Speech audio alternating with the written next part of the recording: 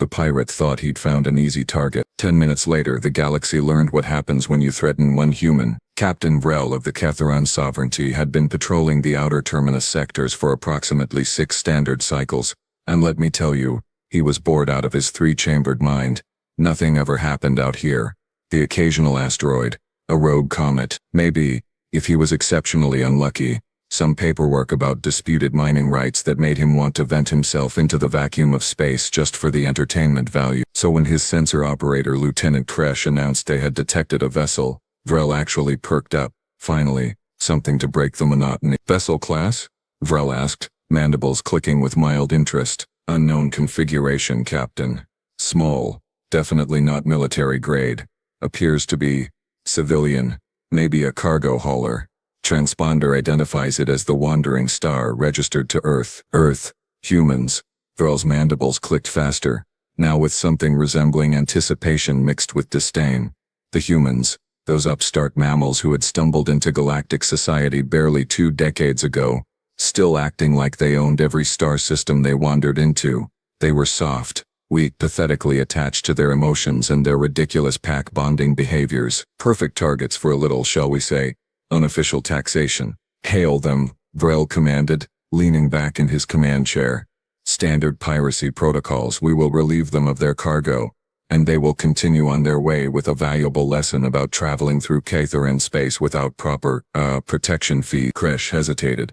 Sir, the Catharan Sovereignty does not officially claim this sector. The Catharan Sovereignty does not officially do many things, Lieutenant. Hail them. The view screen flickered to life, and Vrel found himself looking at 3 humans. The one in the center, presumably the captain, was a male with dark hair graying at the temples, wearing what appeared to be a jacket that had seen better days, possibly better decades. His expression was calm, too calm, almost amused. This is Captain Jameson Cole of the Wandering Star, the human said, voice carrying that peculiar drawling quality that humans sometimes affected. What can I do for you fine folks today? Vrel bared his teeth in what his species considered a display of dominance. This is Captain Vrel of the Catharan Sovereignty vessel Talon of Judgment. You are hereby ordered to prepare for boarding. Your cargo will be inspected, and appropriate. Fees will be assessed. The human, this Jameson Cole, glanced to his left where a female human with dark hair pulled back in a practical style sat at what appeared to be the navigation console. She was smiling. Actually smiling. Then he glanced right to a younger male human who looked barely old enough to be out of whatever educational institutions humans used, and that one was grinning like he had just been told a particularly funny joke. Fees, Jameson repeated slowly. In other words, you're robbing us. I prefer to think of it as collecting tributes for safe passage, Val said, mandibles clicking with what he thought was menacing authority. Resist, and we will disable your vessel and take what we want anyway. Comply, and you will be allowed to leave with your lives and your ship. I am being quite generous. The female human, her console displayed her name as Rachel Torres, actually laughed, out loud, a genuine laugh. The younger one, Tommy Park according to his station identification, was already reaching for something off-screen. Jameson Cole sighed, running a hand through his hair, and said something that should have warned Vrel. Should have sent every alarm bell in his chitness head ringing like a festival day on the Catharan homeworld. He said, Well, Rachel, you want to make the call or should I? Oh, you go ahead, Captain, Rachel said, still smiling. I made the last one. Tommy Park was now openly grinning. This is going to be good. Vrel should have turned his ship around right then. Should have accelerated to maximum velocity and never looked back, but he did not know humans yet. Not really. That was his first mistake. His second mistake was what he said next. You may make whatever calls you wish, it will not save you. Prepare to be boarded, humans. Resistance is inadvisable. Jameson Cole smiled then, and it was not a nice smile. Oh, buddy, he said almost gently. You just made a big mistake. Vrel led the boarding party himself because, well, why not? It had been a tediously long patrol, and he wanted to see the fear in these humans' eyes up close.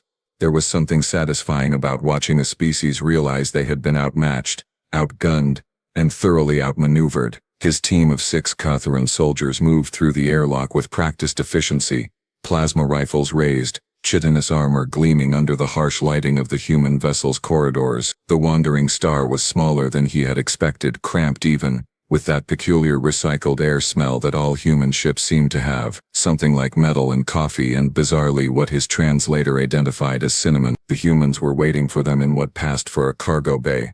All three of them. Still smiling. This was the part where most species would be trembling, begging, offering bribes or pleading for mercy. Vrel had done this 17 times before and the script was always the same.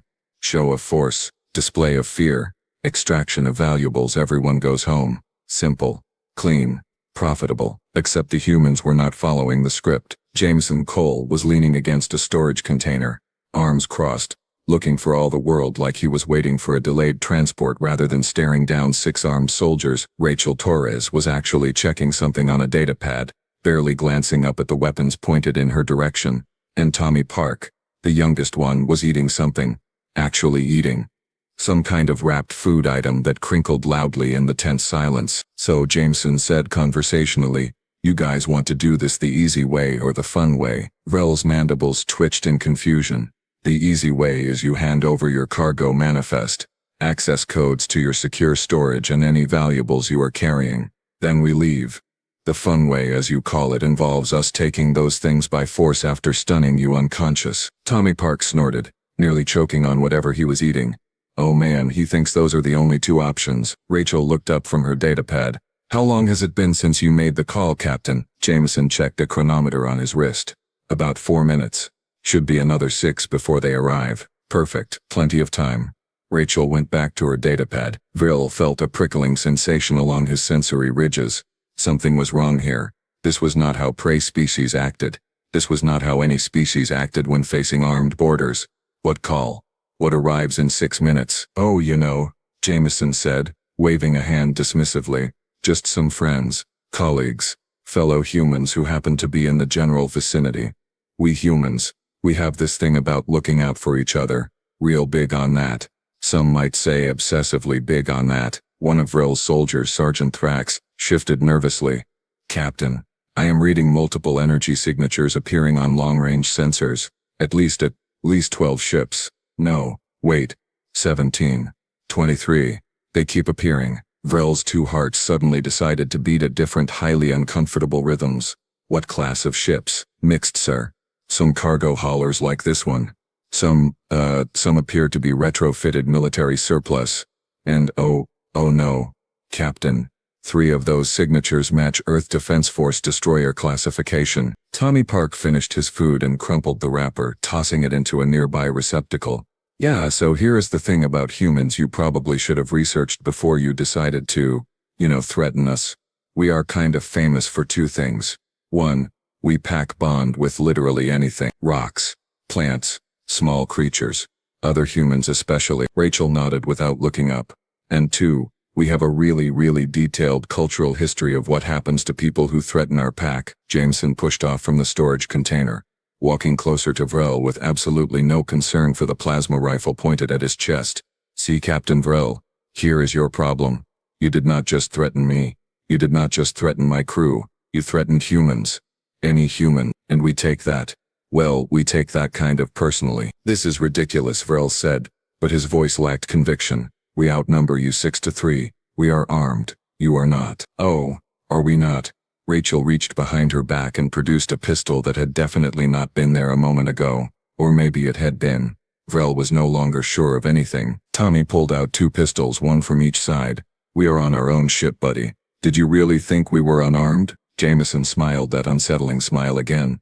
"But here is the thing. We do not need to shoot you. We just need to keep you here for, about 3 more minutes now. Our friends are very punctual." Vrel's comm unit chirped. Lieutenant Kresh's voice came through, high-pitched with panic. "Captain, we are being surrounded. I count 47 human vessels now. They are hailing us. They want to know if our boarding party is still alive." "Sir, what do I tell them?" The humans all looked at each other and started laughing. Actually laughing. Like this was the funniest thing that had happened to them all week. And Vrel realized, with a sinking feeling in both his hearts, that he had made a terrible mistake. "Tell them," Vrel said slowly, trying to maintain some shred of authority in a situation that was rapidly spiraling into the kind of disaster that would follow him for the rest of his career. "Tell them that we are conducting a routine inspection and that all personnel are safe." "Oh, that is adorable," Tommy said. holstering one pistol so he could wipe tears from his eyes. He thinks they will believe that. Jameson pulled out his own comm unit, a battered thing that looked like it had survived at least 3 separate explosions and possibly a fire. Wandering star to fleet. Boarding party is still aboard. Repeat. Boarding party is still aboard. No shots fired yet. Emphasis on yet. Yet? Rel's mandibles clicked rapidly, the sign of severe agitation that he absolutely hated displaying in front of other species. We have not fired, because we are not barbarians. We were simply collecting reasonable fees for passage through space you do not own, from ships you have no authority to stop, using threats of violence you cannot actually back up. Rachel finished helpfully. Yeah, we know the routine. You are not the first pirates to try this. You are just the first ones stupid enough to try it this week. The comm unit crackled again. Captain, this is Kresh. Sir, I need you back on the ship. Now, the human vessels are not responding to our hails. They are moving into formation around us. Attack formation, Captain. And our sensors are detecting weapon locks. Multiple weapon locks. I count over 200 targeting solutions active on our hull. Vrel felt a cold sensation spreading through his thorax. 200 targeting solutions for one Keteran patrol vessel. That was not just overkill. That was spite. That was making a point with excessive force and absolute prejudice. How? He demanded, turning to Jameson. How did you get 47 ships here in under 10 minutes? The nearest trade route is 3 light years away. The nearest human colony is 5. This is impossible. Jameson shrugged. That infuriatingly casual gesture that humans used when they knew something you did not and were enjoying watching you squirm. You really did not do your homework on us, did you? Humans have been exploring this sector for 15 years. We have stations, outposts, way stations, supply depots, hidden bases and rest stops scattered across 100 systems. We are everywhere, Captain Vrel. Everywhere. You just did not see us because you were not looking. Tommy pulled up a holographic display from his wrist unit. See, here is the thing about human expansion. We do not build big, obvious colonies that scream, hey, look at us, we are here. We build small. We build quiet, a research station on an asteroid here, a fuel depot hidden in a nebula there, a listening post disguised as space debris way over there, and every single one of those installations has ships and crews, and those crews talk to each other constantly, Rachel added. Human communications networks are, well, they are kind of legendary. We gossip, we share news, we warn each other about threats. You threatened one human ship and within 90 seconds every human within 10 light-years knew about it. Vrel's comm unit was now emitting a continuous stream of panicked chatter from his ship. His tactical officer, a normally calm individual named Prex, sounded on the verge of a complete breakdown. Captain, more ships arriving. They are coming in from everywhere, using jump points that are not on any charts. How do they have jump points that are not on any charts? Captain. We are detecting energy signatures consistent with Earth Defense Force cruisers now, multiple cruisers. And I think that is a carrier group. Yes. Confirm. Full carrier group just translated in system. This is not a rescue operation, Captain. This is an invasion force, for 3 people, Vrel whispered. You called an invasion force for 3 people. Well, technically for 1 ship, Jameson corrected. But yeah, pretty much. You see, Captain, humans have the saying, touch one of us, and you touch all of us. It is not just a saying, it is policy. Actual, enforced, written down in official documents policy. Every human ship that travels outside Sol-controlled space has an emergency beacon. The moment you made your threat, that beacon activated. Automatic, no way to stop it, and every human vessel within range responds, not because they are ordered to, not because they get paid for it. They respond because we are human. And that means something to us. Rachel looked up, and her expression was no longer amused. It was cold, calculating, the kind of expression that Vrel had seen on apex predators right before they struck. You want to know the really fun part? That call went out 9 minutes ago. These 47 vessels surrounding you right now. These are just the ones that were close. The ones from further out are still coming. In about 20 minutes you are going to have over 300 human ships in this system. In an hour probably 1,000, because word spreads fast. And humans, well, we really do not like bullies. Tommy's grin had taken on a distinctly vicious quality. And the Earth Defense Force does not take kindly to threats against civilian vessels. That carrier group out there. They were running exercises 2 systems over. They broke off mid-exercise to come here. Do you understand what that means? The EDF considers you a bigger priority than their training schedule. You should feel special, terrified, but special. Vrel's legs felt weak.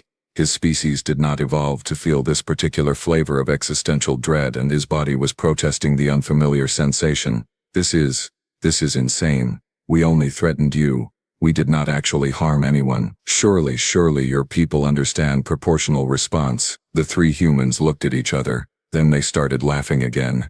Louder this time. Tommy actually had to lean against a bulkhead for support. Proportional response, Jameson repeated, wheezing slightly. Oh, that is good. Rachel, did you hear that? He thinks humans understand proportional response. Rachel was shaking her head, still laughing.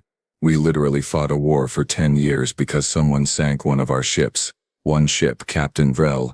We have cultural memories spanning thousands of years of wildly disproportionate responses to perceived threats. We wrote entire philosophical treatises trying to justify our disproportionate responses. We made movies about our disproportionate responses. We celebrate our disproportionate responses with holidays. Proportional response, Tommy gasped, is not in our vocabulary. We replaced it with overwhelming force and never forgive, never forget. And that, Vrel realized with crystalline horrifying clarity, was when he understood that he was not going to die today. He was going to wish he had died today. Because humans apparently had something much worse than death in mind. They had humiliation. And they had an audience of 300 ships and counting to witness it. Rachel holstered her pistol and pulled up a chair. One of those flimsy human chairs that looked like it would collapse under any reasonable amount of weight. And sat down like she was settling in for a long, comfortable conversation. Okay, Captain Vrel. Let me explain something to you about human psychology. Because clearly nobody briefed you before you decided to go full pirate today. Vrel's mandibles clicked weakly. His soldiers stood frozen. Plasma rifles still raised but with significantly less conviction than before. They could all hear the calm chatter. They all knew they were surrounded by enough firepower to reduce their ship to component atoms. Humans, Rachel began, her tone taking on the quality of a lecturer addressing particularly slow students, are pack-bonding creatures. Do you know what that means? It means we form emotional attachments to other members of our species with an intensity that most of the galaxy finds frankly disturbing. We will die for each other. We will kill for each other. We will cross star systems, abandon profitable trade routes, and redirect military vessels just because one of us sent out a distress call. Tommy pulled up his own holographic display, flipping through what appeared to be historical documents with the enthusiasm of someone showing off vacation photos. Oh, let me give you some examples. Okay, so back on Earth, way back, like 400 years ago, there was this thing called the Barbary Pirates. They were kidnapping sailors, holding them for ransom, standard piracy stuff. You know what humanity did? We sent warships. Multiple nations sent warships. We bombarded coastal fortifications. We launched amphibious assaults. We fought a multi-year campaign that cost millions in resources, all because some pirates grabbed a few dozen sailors. A few dozen, Captain. Out of a global population of billions. That seems excessive. Vrel managed. Oh, that is nothing. Tommy continued, scrolling enthusiastically. There was this incident in the early space age before we made official contact with the galactic community. A corporate mining vessel got hijacked by, well, we never figured out by who because we vaporized them so thoroughly there was nothing left to identify. But humanity's response. We militarized our entire merchant fleet within 6 months. Every cargo hauler, every passenger liner, every single civilian vessel got retrofitted with weapons, shields, and tactical systems. We turned our economy into a war machine because someone somewhere attacked one ship. Rachel nodded. The corporate entity that owned that ship offered a bounty. Guess how much? Go on, guess. Vrel's voice was barely a whisper. I cannot possibly guess. 5 billion credits, Rachel said flatly. For information leading to the attackers, not for their capture, not for their arrest. For information leading to their location so we could deploy military assets to erase them from existence. And you know what? Shareholders approved it unanimously, because the alternative was looking weak, and humans, we really hate looking weak. Jameson had been quiet, listening to his crew with what looked like paternal pride. Now he stepped forward, his expression serious. Here is what you need to understand, Captain Vrel. Every human culture, across thousands of years and hundreds of nations, developed concepts of revenge, vendetta, blood feud, honor killings, generational warfare. We have words in dozens of languages specifically for the act of pursuing vengeance long past the point of rationality. We wrote epic poems about it. We built legal systems trying to contain it. We created entire religious philosophies, attempting to discourage it, and none of it worked, because revenge, disproportionate, excessive, overwhelming revenge, is hardwired into our species at a fundamental level. Vrel's comm unit crackled. Lieutenant Kresh again. And the poor officer sounded like he was contemplating the peaceful simplicity of ritual suicide. Captain, I am picking up human communications chatter. They are discussing what to do with us. Multiple proposals, none of them involve letting us go. One faction wants to disable our engines and tow us to the nearest EDF station for trial. Another wants to confiscate our ship and send us home in escape pods. A third group is suggesting we be forced to broadcast an apology on all open channels before being escorted out of the sector. Captain, they are voting on it. They are taking a vote on our fate like this is some kind of democratic process. Tommy laughed. Oh yeah, that is very human. We will absolutely hold a vote on how to punish you. Everyone gets a say. That is what happens when you threaten any of us. It becomes everyone's problem, and therefore everyone's decision on how to solve it. Proportional response, Rachel said again, shaking her head with something resembling pity, would be us threatening you back, maybe escorting you out of the sector with a stern warning. That would be proportional. What we are actually doing, this right here, with hundreds of ships and multiple military vessels and an ongoing debate about the exact flavor of your humiliation, this is the human response. This is what we do, every single time. Without fail, we have a perfect track record spanning our entire history of responding to threats with overwhelming, excessive, unreasonable force. Vrel's tactical officer, Prex, cut into the comm channel. Captain, I am reading, Captain. One of the human vessels just transmitted something. It is a historical document about human piracy suppression campaigns. Sir, they are sending us our own fate as an educational resource. They want us to read about what they did to the last species that tried pirating human ships. What did they do? Vrel asked. Though he was no longer certain, he wanted to know. There was a long pause. Sir, they hunted them to extinction. Not military extinction. Actual extinction. Species no longer exists. The humans tracked down every single member, every single colony, every single outpost, and they removed them from the universe. Over 11 years, it became a cultural priority. They taught their children about it. They made it part of their historical curriculum. As a warning, the cargo bay was silent except for the hum of the Wandering Star's life support systems and the increasingly panicked chatter from Vrel's ship. Jameson Cole checked his chronometer again. Fleet should be making contact with your vessel right about now. They will offer you terms. I strongly suggest you accept whatever terms they offer, Captain Vrel, because the alternative is they let the vote continue.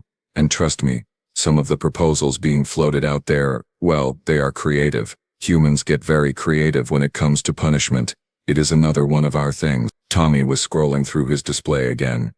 Oh, here is a good one. Back in 2090, some mercenary group attacked a human hospital ship. Non-combatant vessel, clearly marked with medical insignia, completely unarmed. You know what humanity did? We designated that entire mercenary organization as enemies of humanity. Not criminals, not pirates, enemies of humanity. Capital E, capital H.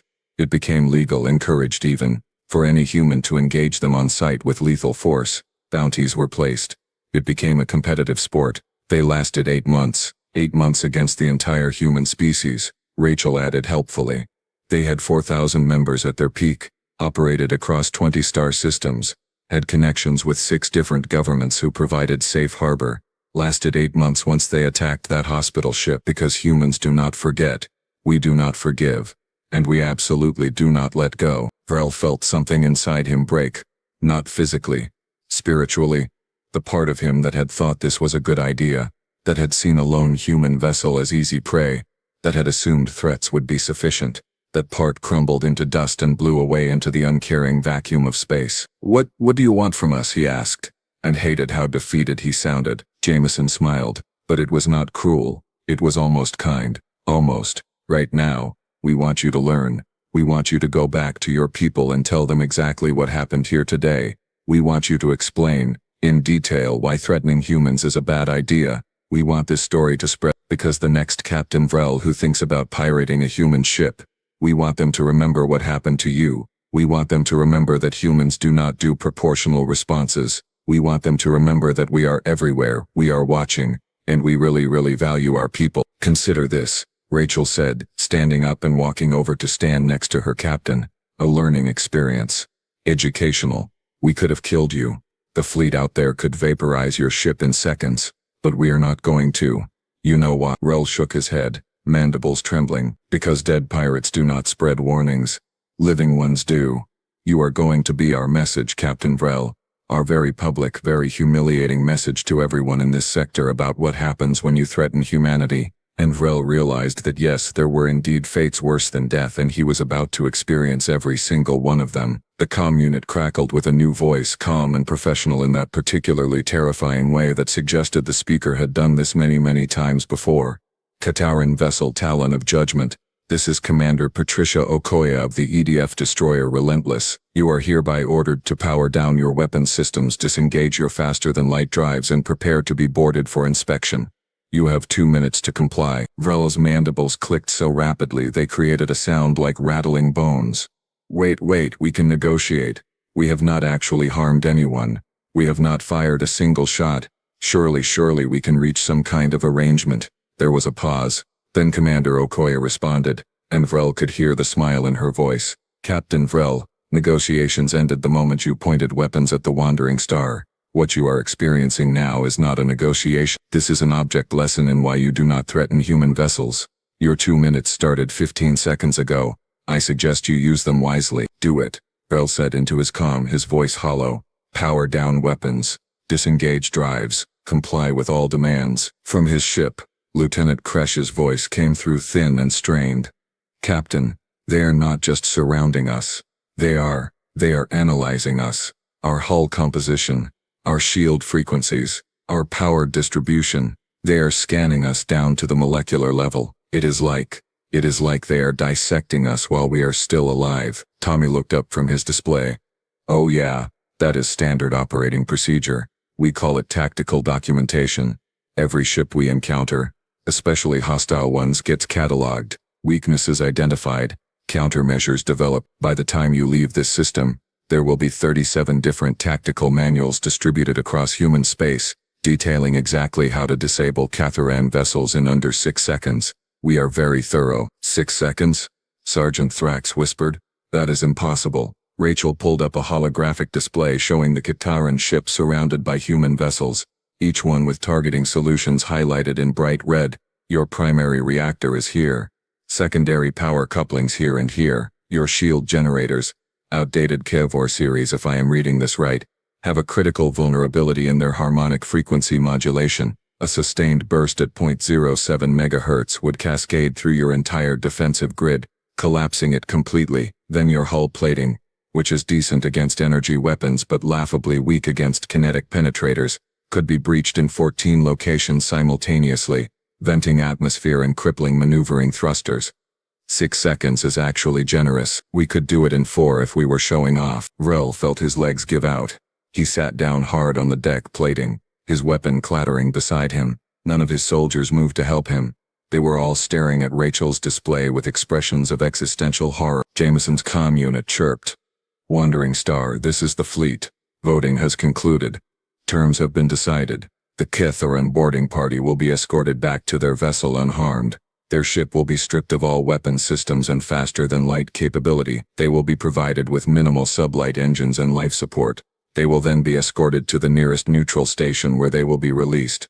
Additionally, full tactical specifications of Catharan military vessels will be distributed across human networks as a public safety measure. All human vessels are advised to be cautious but not aggressive toward Catharan ships in the future, pending their government's official response to this incident. Oh, and one more thing. Another voice added.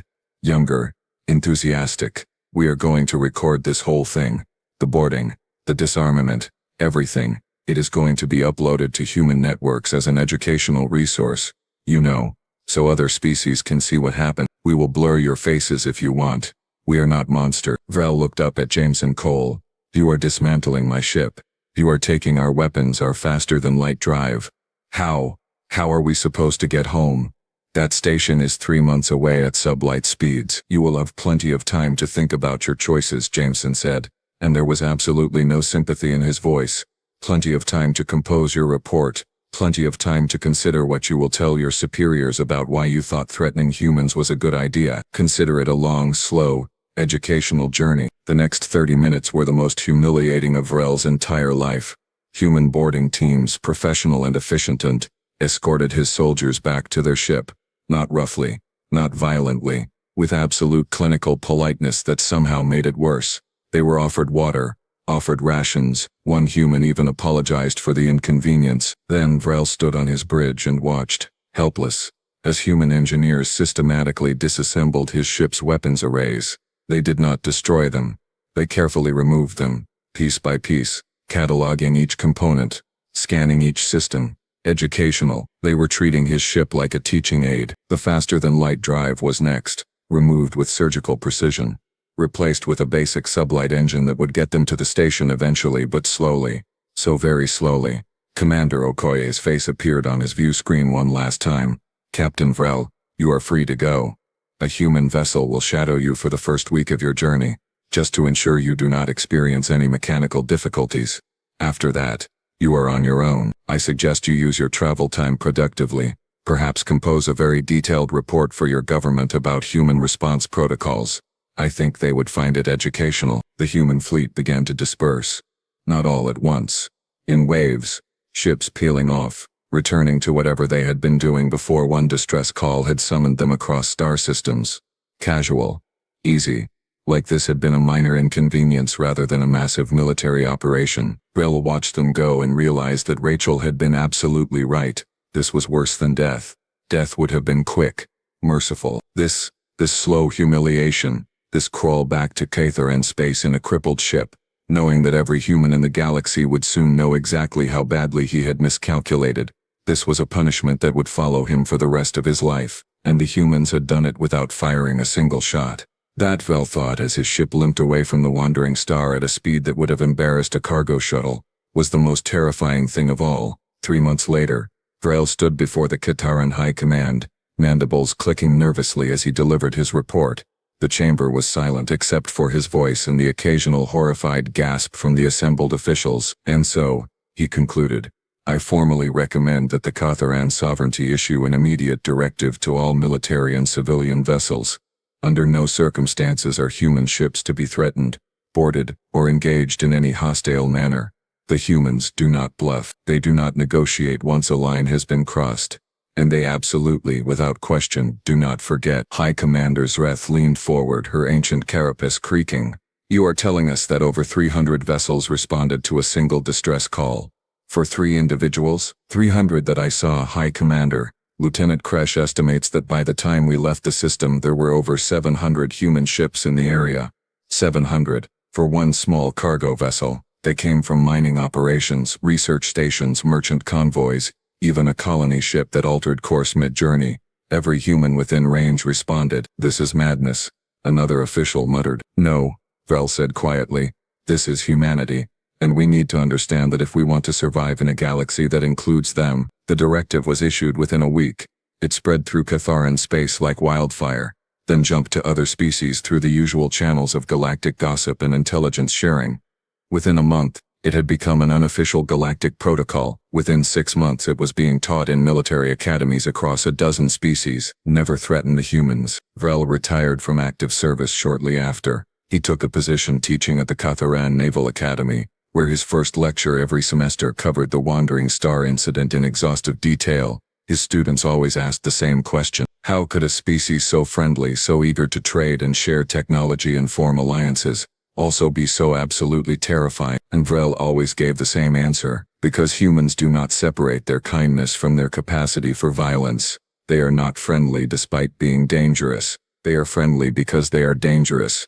And they have chosen to be kind instead. But that choice is conditional. It depends entirely on you not threatening their pack. Cross that line and you do not meet the friendly humans anymore. You meet the humans who wrote 10,000 years of military history in blood and fire and refuse to ever lose. He would pause, mandibles clicking softly. We thought they were prey because they smiled and offered trade agreements.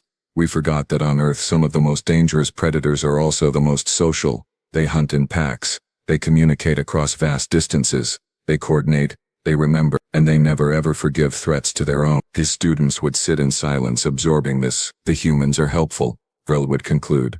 They are generous. They are genuine in their desire for peace and cooperation. But they are also apex predators who climb to the top of their food chain by being better at violence than anything else on their planet. And then they took that talent to the stars. Remember that. Always remember that. Be their friends. Be their allies. Trade with them. Learn from them. Just never ever threaten them. Because, and here his voice would drop to barely a whisper, they do not do proportional responses. They do not do warnings. They do not do second chances. They do what they have always done throughout their entire history. They gather their pack. They coordinate their response. And they make absolutely certain that whoever threatened them regrets it for the rest of their hopefully very long and very educational life. Vril would end each lecture the same way, with the same sardonic observation that had become something of a personal motto. The humans have a saying, do not start, none will not be none. I suggest we all take that advice very, very seriously. And somewhere in the outer terminus sectors the wandering star continued its route, carrying cargo and crew through the vast darkness of space. Jameson Cole sat in his captain's chair. Rachel Torres plotted their course.